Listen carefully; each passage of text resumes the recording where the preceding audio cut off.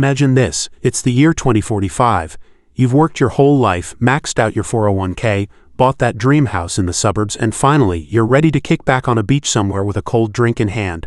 But instead of sipping Mai Tais, you're staring at a stock portfolio that's barely budged in decades.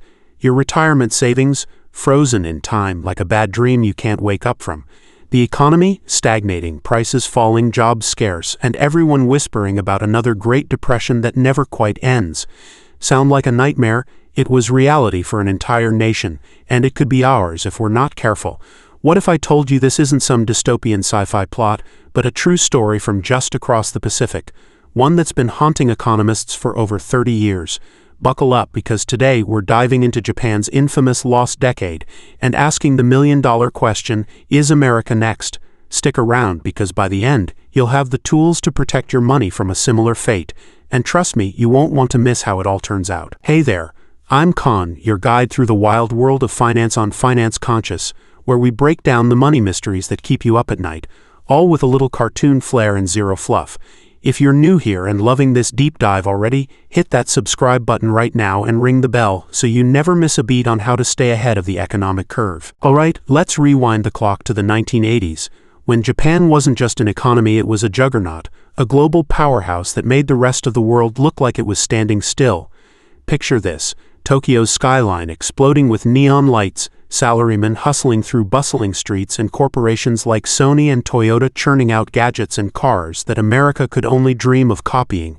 By the mid-80s, Japan had the second largest economy on the planet, right on America's heels, and everyone was buzzing about the Japanese miracle.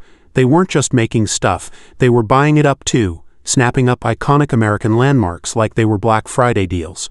Remember Rockefeller Center, that glittering hub of New York glamour? In 1989, Mitsubishi Estate shelled out over $1 billion to own it outright, turning Wall Street's jaws to the floor. Japan was everywhere. Pebble Beach golf course, chunks of Hawaii real estate, even Hollywood film studios. It felt unstoppable, like the sun rising in the east and setting on the west's economic dominance. Investors poured money into Japanese stocks, the Nikkei index skyrocketing from around 10,000 points in 1985 to a dizzying 39,000 by late 1989, more than tripling in value. Everyone from Tokyo housewives to global hedge funds was riding the wave, betting on endless growth. But here's where the thriller kicks in, because what goes up that fast has to come crashing down, and boy did it. See, this wasn't organic growth, it was a bubble inflated by easy money and wild speculation. Japan's central bank, the Bank of Japan, had slashed interest rates to near zero after the 1985 Plaza Accord, which devalued the dollar and supercharged the yen. Cheap loans flooded the market, and suddenly everyone was borrowing to flip land, stocks, and golf club memberships like they were hotcakes. Land prices in Tokyo hit absurd levels. 1 square meter in the Ginza district costing more than a mansion in LA. Stock valuations, companies trading at 60 times earnings, pure fantasy fuel.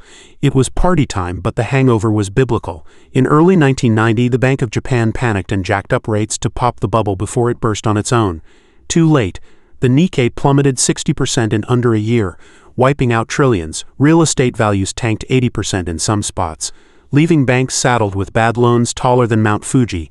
By 1991, the party was over, and Japan entered what would become known as the lost decade.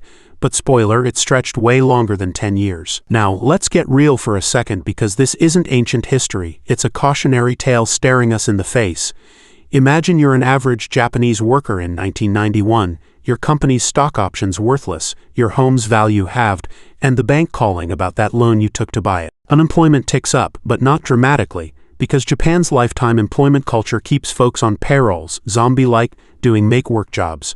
Growth? Forget it. From averaging 4% GDP growth in the 80s, Japan limped along at 1% or less for the next 2 decades.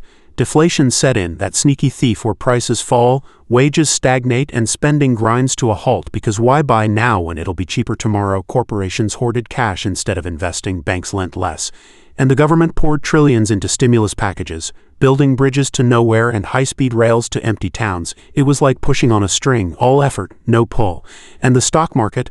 Oh man, the Nikkei didn't just recover, it flatlined. Peaking at 39,000 in '89, it bottomed around 7,000 in 2009, then yo-yoed sideways for years, only recently clawing back to 30,000 in fits and starts. 30 years of meh, that's your retirement wiped out if you bet big on Japan back then. But why did it drag on so long? Economists point to three big villains. Zombie banks loaded with toxic assets they wouldn't write off, afraid of admitting losses. A rigid corporate culture that prized harmony over innovation, stifling startups and risk-taking, and demographics, an aging population sucking up savings without enough young workers to fuel growth. The government tried everything from zero interest rates to quantitative easing decades before the US made it cool, but it was like treating a hangover with more sake, kicking the can down the road. By the 2000s, it wasn't one lost decade, it was two, maybe three, with Japan slipping from economic superpower to a cautionary exhibit in every MBA classroom.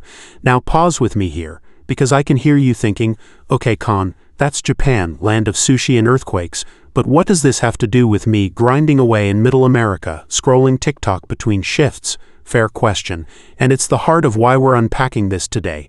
See, America's got its own red flags waving in the wind, echoes of Tokyo 1990 that could turn our boom into a bust if we're not vigilant. Let's connect the dots because spotting the similarities might just save your nest egg. First off, asset bubbles. Remember the dot-com craze or the housing meltdown of '08? We're flirting with them again.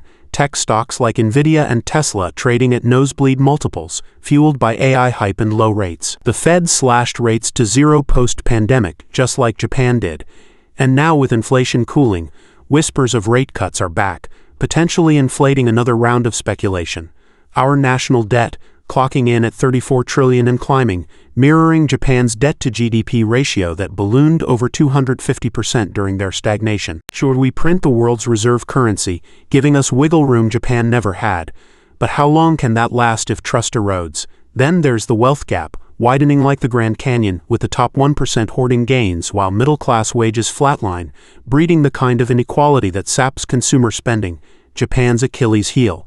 And demographics, we're not as bad as Japan yet, but our birth rates are tanking. Social Security's trust fund projected to dry up by 2034, forcing tough choices on taxes or benefits that could echo Japan's endless austerity debates. Even corporate America shows signs with buybacks over investment and a shift toward efficiency that feels a lot like Japan's zombification, where profits hide underlying rot. But here's the thriller twist, the part that keeps you glued. It's not inevitable. Japan teaches us how to dodge the bullet, and America's got advantages they wish they had, like a culture of entrepreneurship that births unicorns weekly and immigration that keeps our workforce dynamic. The key, act early, decisively, unlike Japan's dithering regulators who let banks limp on life support. For the Fed, that means popping bubbles surgically, not with sledgehammers, and pushing structural reforms like tax incentives for R&D and upskilling to counter the graying tide. For you and me, it's about diversification, folks, not all eggs in the stock basket. Think beyond the S&P 500. Mix in bonds, real assets, even a dash of international exposure, but smartly, not chasing the next hot tip. And mindset matters. Channeling that finance psychology we love here on Finance Conscious, avoiding the greed-fueled FOMO that blinded Japan and embracing patience over panic. Build an emergency fund that covers 6 months, because in a lost decade scenario, liquidity is king. Invest in yourself too, lifelong learning to stay employable in a shifting economy. Japan's story screams, don't wait for the crash to fix your roof. So audit your portfolio today, ask if it's bubble-proof, and remember, compound interest is your superpower if you give it time without the drama. Wrapping this up, because we've covered a ton, from Tokyo's glittering 80s access to the deflationary fog that followed, and the eerie parallels that could spell trouble for Uncle Sam if we sleepwalk into it. But armed with this knowledge, you're not just a viewer, you're a finance-conscious warrior, ready to steer your ship clear of the rocks. Japan's lost decade wasn't destiny, it was a series of choices, and so is ours. What's your take? Could America pull a Japan, or are we too savvy? Drop your thoughts in the comments below, I'd love to hear, and if this breakdown hit home, smash that like button to help spread the word. Don't forget, if you haven't already, subscribe to Finance Conscious for more myth-busting finance tales that keep your money moving forward, and hit the bell so you're first in line next time. Thanks for riding this roller coaster with me, Con signing off. Stay conscious out there, and I'll catch you in the next one.